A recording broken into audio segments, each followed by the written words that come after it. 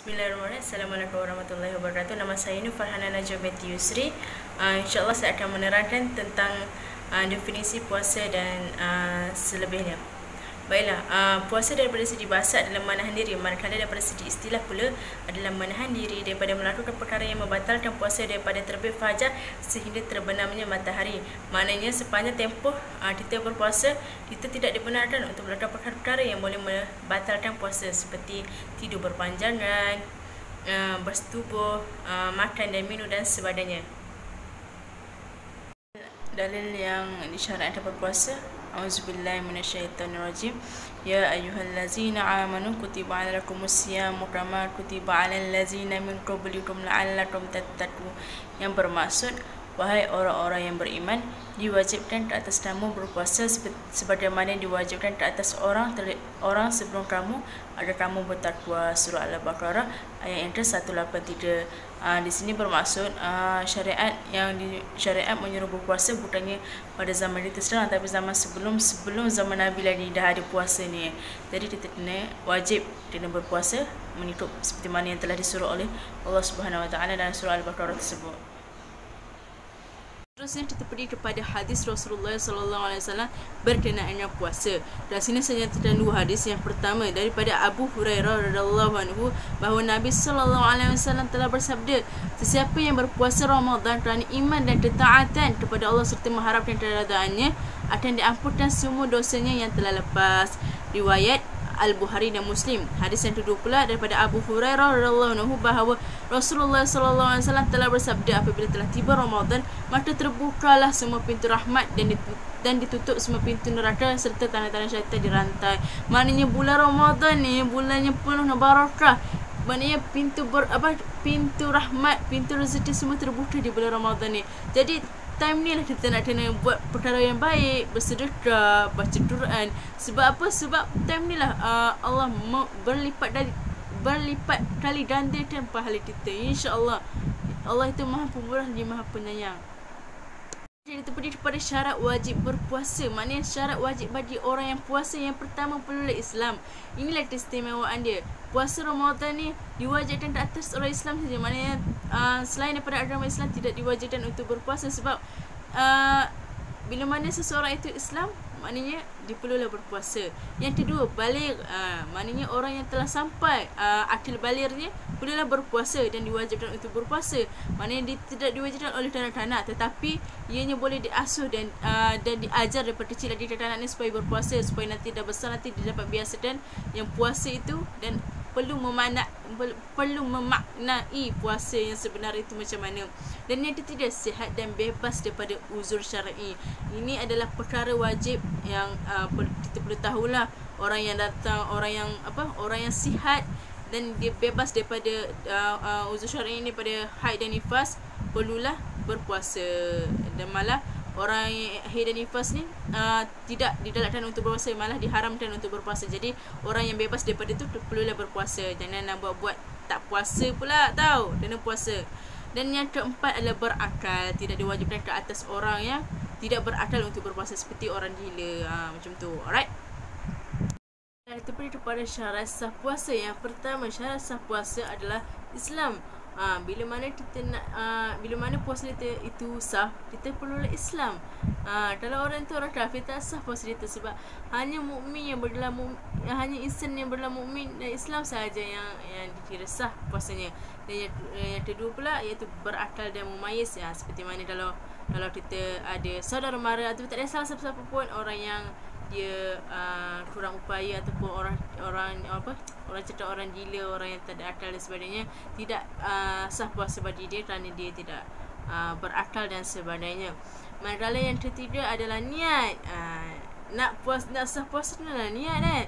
Sebab tu dalam kita perlu niat sebulan terus. Ada orang kata niat sebulan terus supaya tak lupa. Ada orang kata niat setiap hari, dua-dua boleh. Mana yang perlu dan mana yang rasa selamat buat. Mana niat tu penting lah.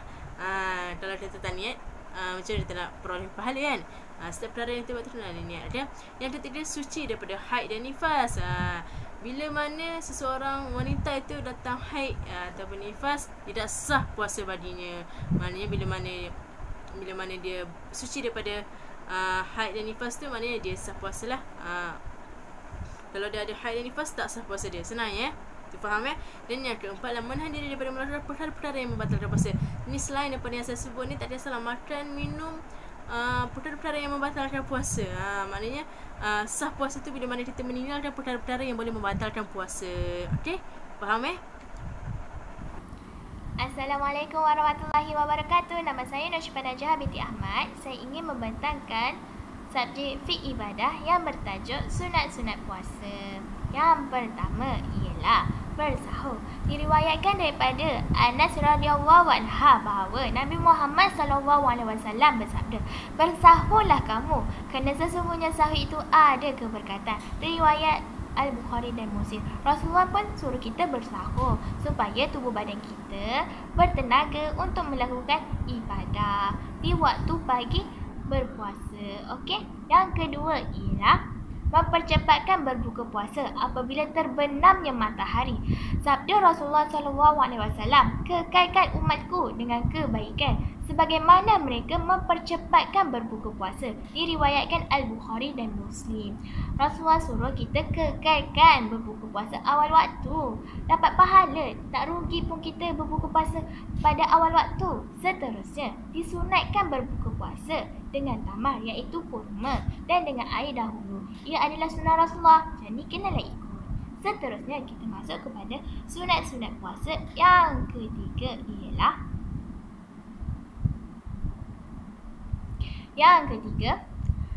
sunat beriktikaf sepanjang bulan Ramadan, khususnya pada 10 hari terakhir Ramadan. Seperti solat sunat tarawih, solat sunat hajat, solat sunat taubat, solat sunat witir, solat sunat duha, solat sunat tahajud dan sebagainya. Seterusnya, yang keempat ialah tadarus Al-Quran. Jibril alaihi salam bertadarus Al-Quran dengan Rasulullah SAW pada setiap malam sepanjang bulan Ramadan. Rasulullah pun bertadarus, bersungguh-sungguh untuk tadarus. Kita sebagai umat Islam kenalah bertadarus, berlumba-lumba untuk menghabiskan ayat Al-Quran. Seterusnya, yang kelima ialah tidak melakukan perkara-perkara yang bertentangan dengan kehendak dan tujuan puasa, seperti mengumpat, mencela, memfitnah ataupun memotong puasa, ataupun membunuh, mencuri dan sebagainya. Seterusnya kita masuk kepada hari-hari sunat berpuasa. Yang pertama ialah berpuasa 6 hari bulan Syawal. Hadis Nabi Muhammad SAW bersabda, "Sesiapa yang berpuasa pada bulan Ramadan dan diikuti dengan 6 hari bulan Syawal, maka seumpama berpuasa sepanjang tahun." Riwayat Muslim. Rasulullah pun melakukan berpuasa 6 hari bulan Syawal. Kita sebagai umat Islam kena buat. Seterusnya, puasa setiap hari Isnin dan Khamis. Dalam riwayat Abu Hurairah radhiyallahu anhu, Rasulullah SAW bersabda, "Diangkatnya amalan seseorang pada Isnin dan Khamis, maka aku lebih suka amalanku diangkat dalam keadaan aku berpuasa." Hadis Tirmizi. Rasulullah suka orang berpuasa Isnin dan Khamis. Okey. Seterusnya, kita masuk kepada hari-hari sunat puasa. Yang ketiga ialah puasa hari Ashura 9 ataupun 10 Muharram. Ashura bermaksud dari perkataan Arab iaitu Asyara, adalah 10. Daripada Aisyah radhiyallahu anha berkata, "Adapun hari Ashura merupakan hari yang berpuasa padanya orang Quraisy ketika jahiliyah. Nabi Muhammad SAW juga berpuasa padanya pada hari itu." Riwayat Al-Bukhari. Seterusnya, kata Ibnu Abbas radhiyallahu anhu, apabila ditanya mengenai puasa Ashura, beliau berkata, "Aku tidak pernah melihat Rasulullah SAW mengejar satu hari fadilatnya lebih berbanding hari-hari lain, melainkan hari ini iaitu hari Ashura." Rasulullah pun mengejar nak puasa hari Ashura ni, jadi kita kenalah kejar seperti Rasulullah. Seterusnya, puasa hari Nisfu Sya'ban. Nisfu Sya'ban ni ialah terdapat satu malam yang sangat dinanti-nantikan oleh umat Islam, iaitu malam Nisfu Sya'ban, kerana pada malam tersebut Allah SWT telah memberi keampunan kepada mereka kecuali orang yang syirik kepadanya. Pada malam tu banyak orang berdoa. Seterusnya, Imam Al-Bukhari radhiyallahu anhu melalui Aisyah radhiyallahu anha yang bermaksud, maka tidaklah aku melihat baginda sallallahu alaihi wasallam berpuasa selama sebulan melainkan pada bulan Ramadan, dan tidaklah aku melihat baginda sallallahu alaihi wasallam memperbanyakkan puasa melainkan pada bulan Syaban. Riwayat Al-Bukhari. Rasulullah pun berpuasa pada nisfu Syaban, bersungguh-sungguh untuk puasa. Seterusnya kita masuk yang ke terakhir, hari-hari sunat berpuasa.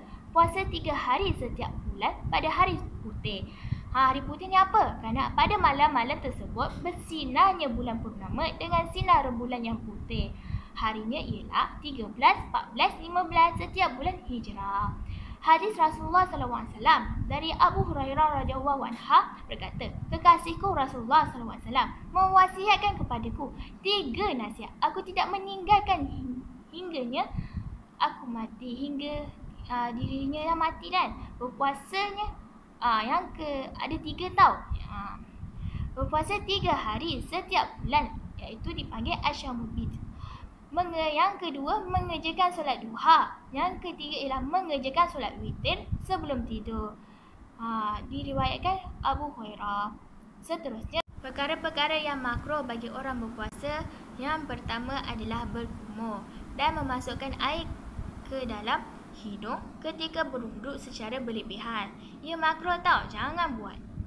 Seterusnya, yang kedua ialah berbekam. Diriwayatkan Ibnu Abbas radhiyallahu anhuma, beliau berkata yang bermaksud Nabi Muhammad SAW pernah berbekam padahal baginda berpuasa. Riwayat Al-Bukhari. Berbekam boleh tapi tidak disukai Allah. Ia adalah makruh. Seterusnya, yang ketiga ialah mandi yang terlalu kerap dan tidur berpanjangan. Pada bulan puasa mana boleh tidur berpanjangan? Jadi, kita kena banyakkan ibadah. Yang keempat ialah bersiwak, memberes gigi selepas gelincirnya matahari menurut Imam Al-Syafi'i dan Ahmad. Janganlah kita berus gigi pada matahari sudah terbit. Seterusnya, yang kelima ialah merasa makanan dengan menggunakan lidah. Menurut fatwa para ulama membahaskan perbuatan itu tidak membatalkan puasa selagi mana makanan ataupun minuman itu tidak sampai ke halqum.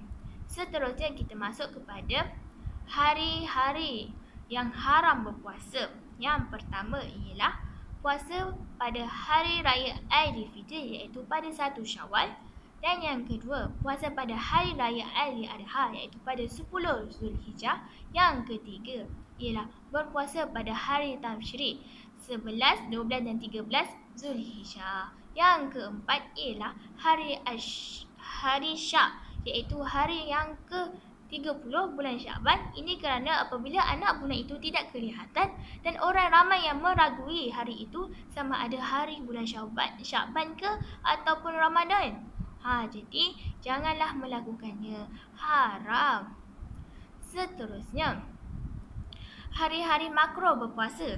Yang pertama ialah pada hari Sabtu dan Ahad dan Jumaat. Nabi Muhammad SAW bersabda yang bermaksud, janganlah seseorang dari kamu berpuasa sunat semata-mata pada hari Jumaat, melainkan berpuasa sebelumnya atau sehari selepasnya. Hadis riwayat Al-Bukhari 1849 dan Muslim 1929. Rasulullah kata jangan berpuasa hari Jumaat tau. Seterusnya, menurut ulama, sebab menjadikan perbuatan ibadat puasa makruh kerana hari Jumaat dan Sabtu adalah hari yang diagung-agungkan oleh Yahudi, manakala hari Ahad adalah hari yang diagung-agungkan oleh Nasrani. Ini rujukannya. Lihat. Seterusnya kita masuk kepada sekiranya ibadah puasa itu dicantumkan pada hari sebelumnya atau selepasnya, maka tidaklah makruh kerana tidak lagi menyerupai amalan mana-mana kaum. Yang kedua ialah berpuasa pada hari Arafah bagi orang yang mengerjakan haji. Jadi orang haji tak boleh berpuasa. Seterusnya, isu-isu semasa. Hukum-hukum menyelam ataupun berenang ketika berpuasa. Yang pertama adalah haram. Pendapat Imam Az-Zarai Maksudnya, jika sudah menjadikan hal kebiasaan ketika seseorang tu menyelam, pasti akan ada air yang sampai ke rongga tengah dan tidak mungkin baginya untuk menghindari hal tersebut. Maka haram baginya menyelam dan berpuasanya boleh terbatal disebabkan menyelam. Dan ini jelas jika dia hendak mandi, dia boleh mandi dengan cara lain. Okey, yang kedua ialah makruh. Pendapat Imam Hasan Al-Basri dan Imam Syafi'i bermaksud makruh bagi mereka yang menyelam di Huwaitiri. Air akan memasuki melalui telinga. Seterusnya kita masuk kepada yang ketiga ialah harus. Hukumnya, ia dilakukan atas alasan darurat je. Sebagai contoh, ia merupakan mata pencarian sebagai nelayan ataupun jurukimpal, pelantar minyak ataupun menyelam scuba dan sebagainya. Maka di atas adalah perkara darurat. Tetapi dengan syarat, orang itu perlu menjaga dengan sebaik-baiknya supaya air tidak memasuki rongga tengah dan rongga yang terbuka. Ini adalah kaedah fiqh. Maksudnya, apabila suatu perkara menjadi sempit, maka hukumnya meluas. Kaedah ini menunjukkan kesesuaian hukum Islam yang boleh diterapkan secara tepat pada setiap keadaan ataupun diperoleh melalui keringanan dan kemudahan di dalam hingga hilangnya suatu menyulitkan itu. Okey, sekian, terima kasih. Assalamualaikum warahmatullahi wabarakatuh. Nama saya Atika Farhana dan saya akan membentangkan tajuk berkenaan dengan berpuasa, iaitu dalam pecahan uzur yang diperbolehkan untuk tidak berpuasa. Yang pertama adalah uzur, iaitu wanita yang keluar haid dan nifas. Okey, wanita yang keluar haid dan nifas diperbolehkan untuk tidak berpuasa. Dalam hadis daripada Al-Bukhari yang bermaksud, tidakkah seorang wanita itu apabila dia datang haid, dia tidak boleh berpuasa, tidak boleh solat dan tidak boleh berpuasa. So, dalam konteks ni, perempuan yang datang haid dengan nifas tidak boleh berpuasa. Tetapi mereka perlu menggantikan puasa mereka yang mereka tinggal sebelum bulan Ramadan yang akan datang. Okay. Yang kedua adalah orang yang sakit.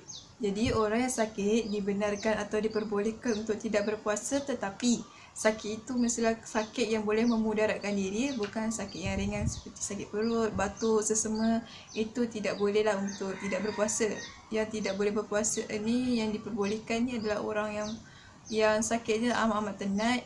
Kalau dia berpuasa, dia boleh memudaratkan diri dia. Okay, dalam surah Al-Baqarah ayat 184 yang bermaksud puasa itu adalah bilangan hari-hari yang tertentu dan setiap dari kalangan orang yang sakit ataupun yang bermusafir, maka gantikanlah puasa mereka pada hari-hari yang lain. Jadi di dalam ayat Al-Quran ni pun ada cakap, orang yang bermusafir ataupun orang yang sakit boleh untuk tidak berpuasa tetapi kena puasa ganti. Okey, yang ketiga adalah orang yang bermusafir. Jadi orang yang bermusafir dan orang yang sakit ni diberi keizinan untuk tidak berpuasa, seperti dalam surah Al-Baqarah 184, seperti yang untuk dalil untuk orang yang sakit tadi. Tapi ia afdal kalau orang yang bermusafir itu boleh menahan diri dia daripada lapar, dan perjalanan itu mestilah lebih daripada 90 marhalah. Apabila kita berpuasa di bulan Ramadan, sebenarnya di sebalik itu terdapat banyak kelebihan, banyak hikmah. Yang pertama adalah meningkatkan ketakwaan kita kepada Allah. Jadi apabila kita berpuasa di bulan Ramadan, semakin banyak kita beribadah, semakin tinggi ketakwaan kita kepada Allah. Dan yang kedua, untuk meninggalkan kesenangan dunia yang dulu kita kejar, yang dulu kita tak taksub. Bila bulan Ramadan ni adalah satu bulan yang mulia dan sangat barakah. Jadi rebutlah peluang kita dengan sebaik-baiknya, peluang yang kita tak dapat masa bulan-bulan lain, untuk beribadah, untuk mendekatkan diri kita kepada Allah. Dan yang ketiga adalah untuk mengeratkan hubungan silaturahim. Untuk mengeratkan silaturahim bermaksud apabila contoh, kalau kita habis tarawih, selalunya ada moreh. Jadi moreh tu kita makan beramai-ramai dengan jiran-jiran. Jadi bila kita tak kenal, bila kita boreh sama-sama, jiran kita tak kenal akan jadi kenal. Itu akan mengeratkan silaturahim kita kepada jiran-jiran kita. Dan yang keempat adalah untuk melatih hidup kita bersederhana. Bersederhana dan syukurlah. apabila kita berbuka, kita makan secara bersederhana, tidak membazir dan tidak berlebihan. Masih ingat orang-orang yang dalam kesusahan. Bila masa bulan puasa ni, kita akan ingat orang-orang yang tak dapat makan. Jadi kita akan rasa syukur sangat apabila kita dapat makan dengan banyak. Yang seterusnya adalah untuk menjaga kesihatan. Para saintis pernah membuat kajian di Casablanca, Morocco pada tahun 1994. Mereka menyatakan bahawa sebenarnya apabila kita berpuasa, lebih banyak penyakit boleh dicegah dan tiada kemudaratan pun apabila kita berpuasa, dan seterusnya untuk melawan diri kita daripada hawa nafsu. Maksud puasa pun kita dah tahu untuk melawan hawa nafsu, iaitu menahan diri daripada makan dan minum dan menahan diri kita daripada melakukan perkara yang ditegah oleh Allah. Seterusnya adalah kita akan bercerita atau bercakap mengenai Lailatul Qadar. Lailatul Qadar ni adalah malam yang mulia, iaitu 10 malam terakhir pada bulan Ramadan, iaitu daripada hari yang ganjil 21, 23, 25, 27 dan 29 Ramadan. Jadi kita berpeluanglah untuk merebut, untuk mencari malam Lailatul Qadar, iaitu malam yang sangat-sangat mulia daripada malam-malam yang lain. Dan apabila Lailatul Qadar ni, kita pun kena tahu juga maksud Lailatul Qadar tu apa. Lailah itu adalah tenggelamnya matahari hingga ke terbit fajar, dan Qadar itu adalah kemuliaan. Jadi malam yang mulia, itulah maksudnya. Dalam firman Allah Subhanahu Wa Taala yang bermaksud dalam surah Al-Qadr ayat 1 hingga 3, sesungguhnya kami telah menurunkan Al-Quran pada malam kemuliaan, dan apakah malam kemuliaan itu? Iaitu malam itu lebih baik daripada 1000 bulan. Itu adalah surah yang menceritakan tentang malam Lailatul Qadar. Kita pun nak tahu juga kelebihan malam Lailatul Qadar sampai orang pun nak cari-cari. Ialah malam yang sangat-sangat mulia kan. Kelebihan pertama ialah malam Lailatul Qadar itu adalah malam yang lebih baik daripada 1000 bulan. Dekat dalam Al-Quran, dalam surah Al-Quran ayat 1 hingga 3 juga ada berkata mengenai malam Lailatul Qadar.